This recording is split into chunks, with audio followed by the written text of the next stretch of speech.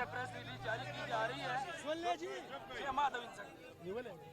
جیسا کہ اعلیٰ ترین عہدیدار کی جانب سے حال ہی میں مذہب اور آئین پاکستان کی تشریح کی گئی ہے کہ پہلے آئین ہے اس کے بعد مذہب ہے، جبکہ ممن لویا جرگہ کے لاہور کی جانب سے اعلان ہے کہ ہماری قوم کو آئین کے بعد والا مذہب قبول نہیں، جبکہ مذہب کے بعد والا آئین قابل قبول ہے۔ ریاست ہائے کا آئین اگر مذہب کے تابع نہیں تو قوم کی ہرگز قبول نہیں ہے۔ ہم اپنی کمیونٹی کی جانب سے سپریم کورٹ آف پاکستان کو یہ پیغام دینا اپنا فرض سمجھتے ہیں کہ قانون و آئین سازی اور فیصلے سنی اکثریت کے جذبات کی عکاسی کرتے ہیں، حق میں ہونے چاہیے نہ کہ متنازع اقلیت کے حق میں ہو۔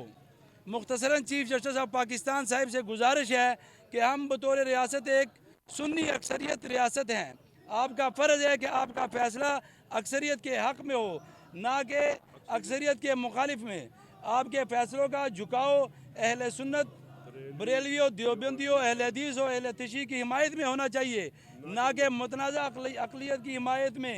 ایسا ہرگز قابل قبول نہ ہوگا۔ من جانب ممن لویا جرگہ پاکستان۔ نعرے تکبیر، نعرے تکبیر، ختم نبوت،